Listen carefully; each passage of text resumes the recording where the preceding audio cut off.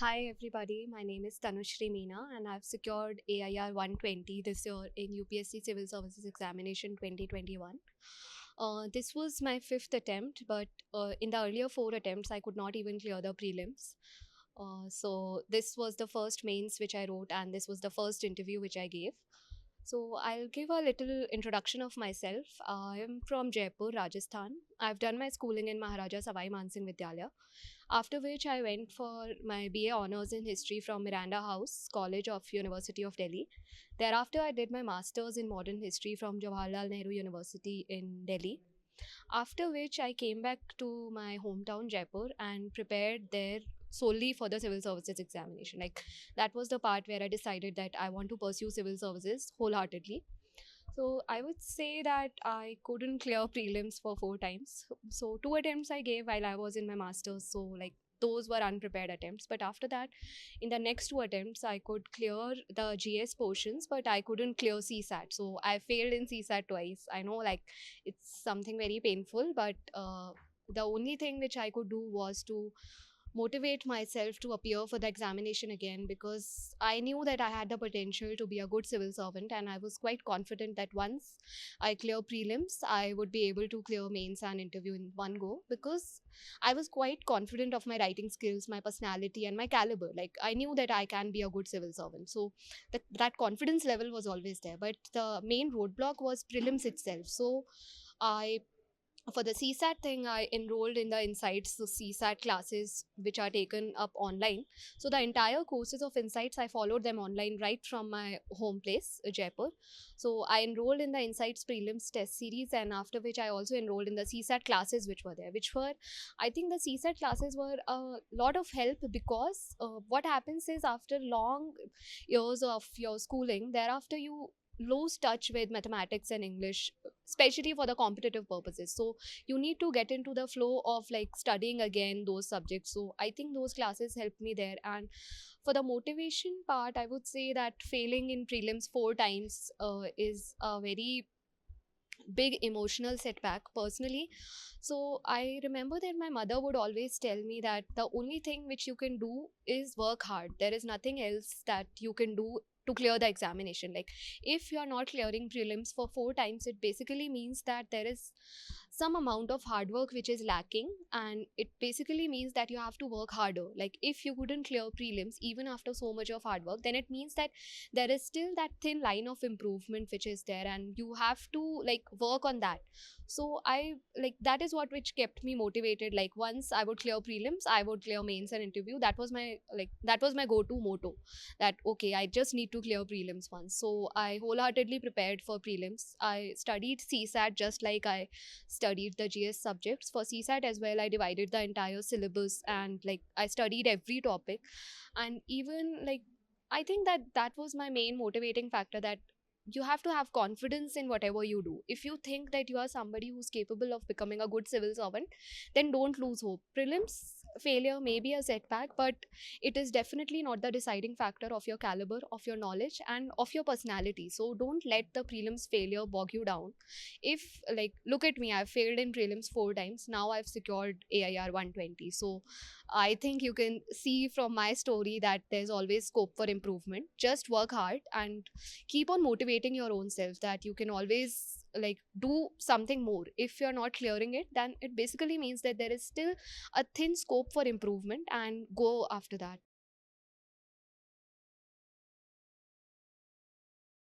Self doubt is definitely there when you cannot clear prelims itself, which is the first stage. So I had given up my MPhil entrance. Okay, so like I got into the MPhil program of Jawaharlal Nehru University, but I had given it up because I wanted to pursue civil services. So, and I had net and JRF also. So there was doubt that okay, if I go into this field, then I'll have a financial security, I'll have money, and then I'll have a stable career. But at the same time, I could feel that I was not driven into that career. So I made a conscious choice of dropping my MPhil admissions and pursuing civil services. So I think that kept me motivated, that I have given up something to pursue the preparation itself. And so I cannot give up right now. Like, I cannot let myself down just by thinking that, okay, I have not cleared prelims, so maybe I'm not good enough to become a good civil servant. Because I knew that what I had given up for the exam, I have to like constantly keep on working hard. I have to achieve my goals for which I have given up everything else. So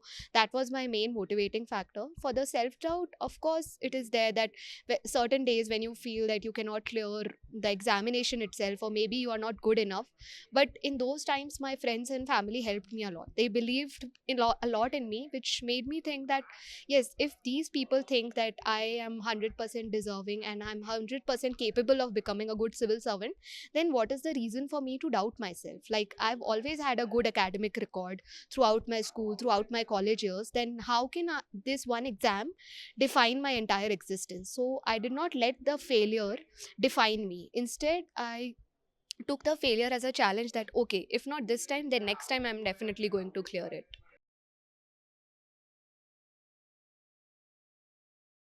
For sacrifice, I would say that personally, I do not think that I have sacrificed anything which was valuable to me. For example, I remained close with my friends and family, who were the most important thing in my life. They were my guiding anchor, my motivating factor. So I always used to keep in touch with my friends. I would spend time with my parents, my siblings. So all the important things were always around me. But you have to consciously make a choice of how much time you are going to devote to these relationships. If some relationships truly matter and are valuable, the other person is also going to understand the importance of this time for you.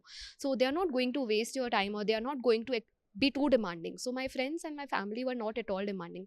They were fine with me spending 10 hours with them or 10 minutes with them. So even when I was living with my parents and my siblings, I would only have dinner with them, which was also not always. Like, I would take my dinner and go into my room and eat my dinner alone, just to not get too used to being around with my family members. So I would spend like the morning tea I would drink with my parents, then in the afternoon I would spend around half an hour to 1 hour with my siblings, and like 1 hour or so with my friends. That's it. After that, I would like go to my room, sit in my room, study all the time. That was my whole schedule throughout the preparation. I would meet my friends around like once or twice in 2 months, 3 months, like those who were around in the city.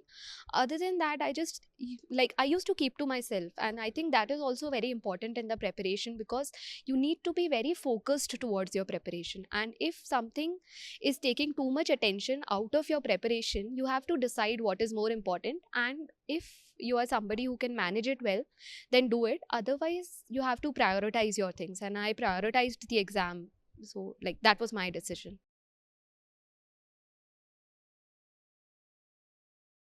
Of course, there's a lot of negative thinking as well involved throughout the process. Like, if you clear prelims, then you keep on thinking that you might not clear mains. When you clear mains, you keep on thinking that you might not clear interview. When you clear interview, you constantly, like, during that period, you think that maybe you won't get a good rank. So my whole idea was that, like, I had already decided after the interview that I'm not going to give the next attempt. Like, doesn't matter what the result is, because I was mentally very exhausted throughout the process. I had given my heart and soul to my preparation this year. After my prelims, I had like exhaustively prepared for mains and interview. So I knew that I do not have the mental or the emotional capability to give the next attempt. So I had already decided that I'm not going to give the next attempt. Whether I clear it or not, I'm going to take some break, and then I will prepare for the next attempt. Like, I was going to prepare for the 2023 attempt, but not for the 22. Thankfully, I secured a rank and I'm getting my desired service. So I don't need to think of so long, but I had already prepared mentally that I was already prepared mentally that I'm not going to give the next attempt, because the process is so exhausting. You need to understand when you should stop. And stopping doesn't mean that you are going to go back from the preparation or that you are going to leave the field, but you need to take take a break, relax, and you need to get your thoughts together, which is also equally important in this examination, because it is not just an examination of your knowledge, but of your perseverance, your dedication, and how dedicated you are and how driven you are towards joining the services, which makes it important for you to relax and to have a calm and composed mindset towards the examination.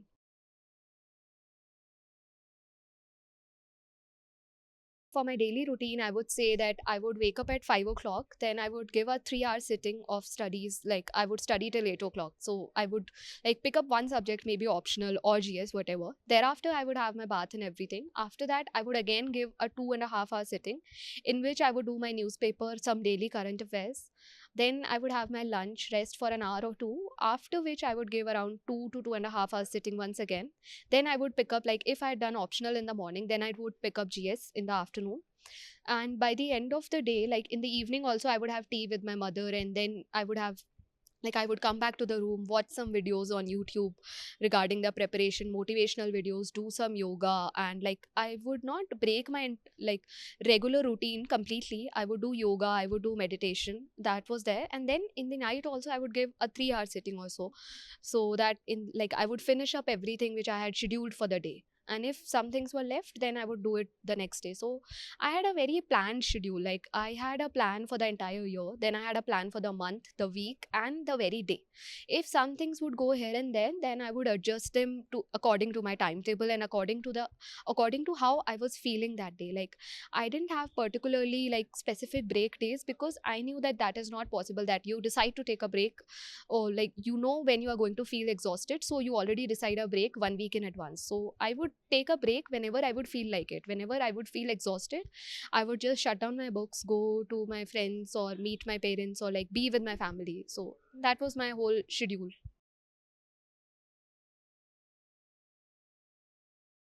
For some of the underrated things in the exam, I would say that one of it is mental health.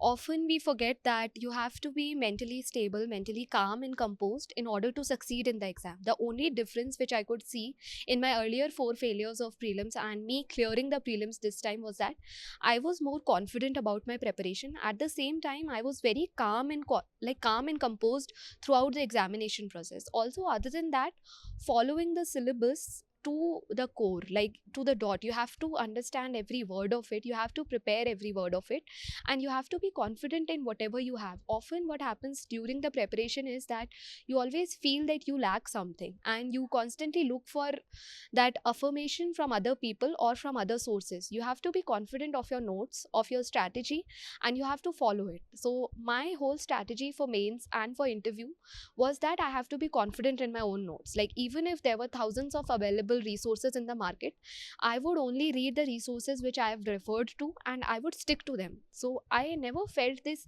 like this fear. I did not have this fear of missing out on resources because I was very confident of my preparation of my mains and interview stage. And this is what which helped me clear these two like stages in one go.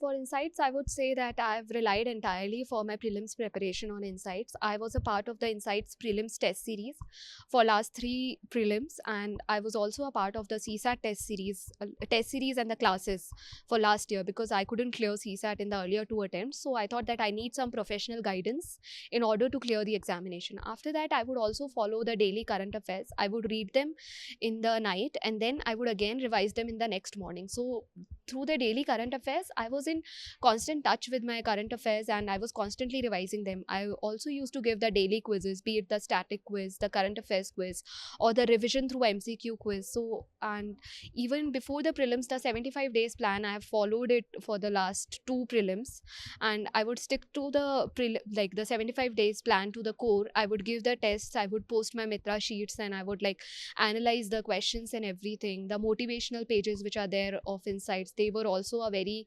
strong like emotional support to me, because often you don't need people to advise you, but when you read some text, that also is strong enough or like supportive enough to let you know that you are in the right path. So even when you had doubts, you could always write it on the discuss forum, and then somebody would give you the courage to like constantly keep on moving and to guide you in the right direction whenever you feel that you are like misdirected or whenever you feel that you are not going in the right direction. So I think that at all these stages, Insights especially at the prelim stage, was very important part of my preparation. During the interview phase as well, I had a one-on-one mock session with Vinay Sir, which was also very helpful. He was the first person who encouraged me and motivated me to be confident and to be calm throughout the preparation, and that I'm going to do well in my interview. So I would say that Insights was a very important part of my preparation, and I'm very thankful to them because it was only because of their help that I could clear the prelims this time, and I couldn't clear it in the earlier 4 times. So that's it. Thank you.